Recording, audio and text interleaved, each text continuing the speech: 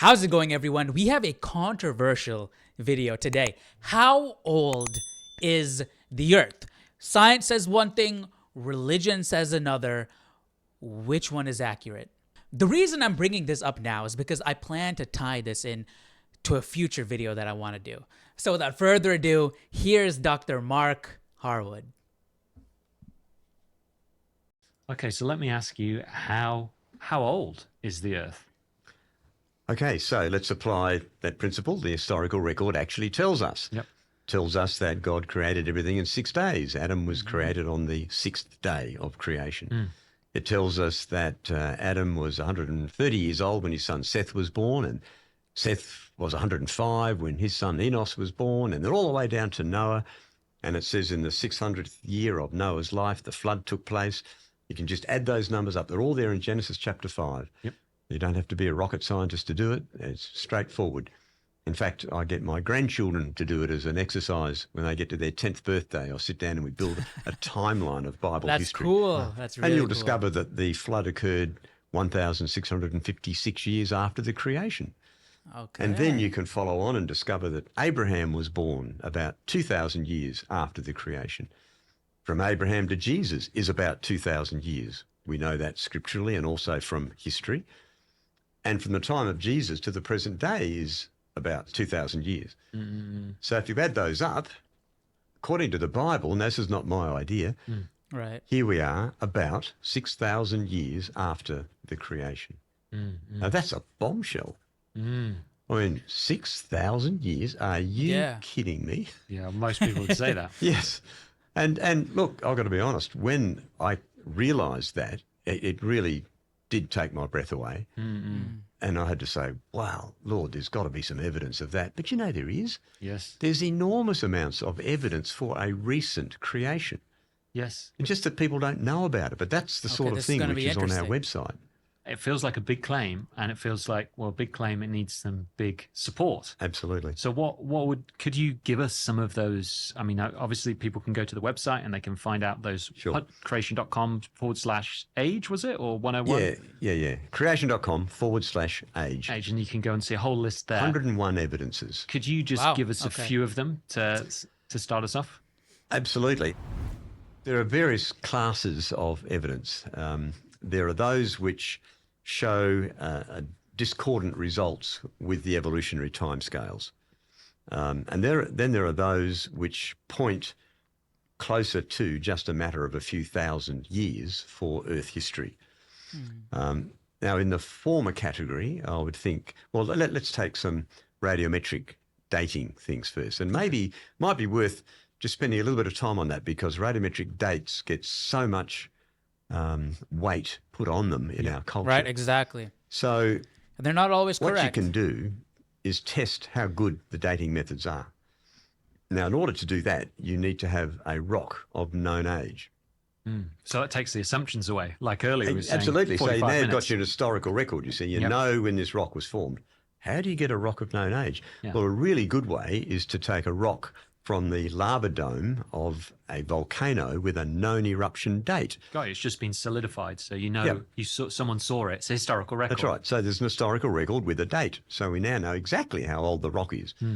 So people have taken rocks from the lava dome, for instance, of Mount St. Helens. It erupted in 1980.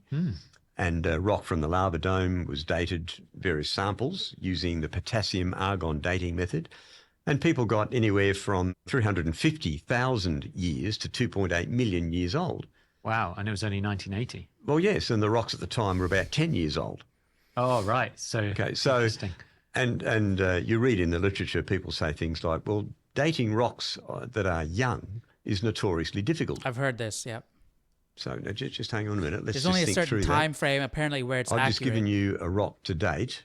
But then how do you determine the time frame where it's accurate? A young rock accurate? is very hard to date, but I don't know if it's young or old. I just know I've got a rock. I want you to tell me, is it young or old? Exactly. So it's an interesting admission to make, isn't it? Yeah. That the dating laboratories themselves say, oh, well, it's pretty hard to date young rocks. But the point is, you shouldn't get such an extraordinary range of very old ages for something which is known to be much younger. Yeah, got you. So I guess they're kind of saying, hey, look, the amount of daughter element is going to be very low because it's so young. But what you're saying is, well, hang on, surely shouldn't you get the lower end of your range? Well, yes. And not this range, because it's 350,000 years to 2.5 million. And it should be within your error bars of performing the measurement. And they give error bars with these things Absolutely. as well. And so any competent dating laboratory will do exactly that. Yeah, wow. So there are a number of others. There's a couple of volcanoes in Hawaii, Kilauea and Hualalai. Yeah. Each of which erupted approximately 200. Let me pause it here for 1 second. If anyone watching right now is knowledgeable in radiometric dating, in the process or anything like that, what's your opinion on this? What's the acceptable standard deviation for something like this? Let me know your thoughts. Let us all know your thoughts down below in the comment section. A couple of volcanoes in Hawaii, Kilauea and Hualalai. Yeah. Each of which erupted approximately 200 years ago. Various ranges of ages, anywhere from up to 22 million years, or one was dated between 160 million and 3.3 billion years old, and they're about 200 years old. So people have done this a lot. It sounds like, I mean, they must be creationists that are going to these sites, and they take the rock samples and they send them away to laboratories. Yeah, Is that how it works? but it's not only creationists. I mean, the geologists want to know the ages. Yes. And they come across a lava flow somewhere, and they send it off to be dated, usually potassium argon for the lava flows. They want to have confidence that these results are good. But if you get unreliable results for things that have a known age, how can you have confidence in the results you get for things of unknown age? Yeah. So What's your fundamental baseline? dilemma there. But there's Or your something else you control. can do. You can test different dating methods on things which must be about the same age. So let me give you an example. In Queensland, there's a mine where about 20-something metres down, a drilling discovered a basalt layer from a lava flow. Okay. And it had passed through a forest, and there was charred wood still there. So the basalt was dated using potassium argon at 45 million years. The wood was carbon dated at something like 45,000 years, a factor of 1,000 different. But they must be at the same age because the lava has flowed through the forest. Wow. So you would think different dating methods should give about the same results. Now, people will say, yeah, but hang on.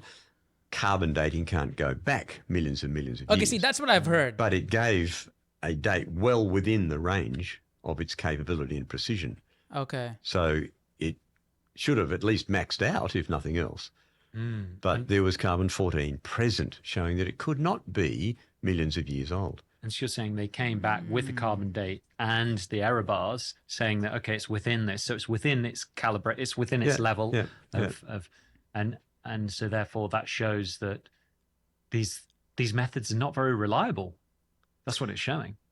Well, it says that, and to be fair, no serious scientist relies solely on a radiometric date. Right. For these very reasons, the uncertainty of the assumptions behind them. So geologists, for instance, would always do what they call a field survey. They will look at the layers of rock above and below the relevant sample, and if, for instance, it's above a layer which is generally accepted to be 200 million years old, and one of the results comes back more than 200 million, well, they'd reject that because it's above that layer. Yeah, so it can't exactly. be that old, it must be younger. So there's other data which is brought to bear in interpreting the results. Yeah. So when the published results come out, if a date is within what they expect, they'll publish it. If it's not too far out, it might appear as a footnote. But if it's completely whacked, they just drop it.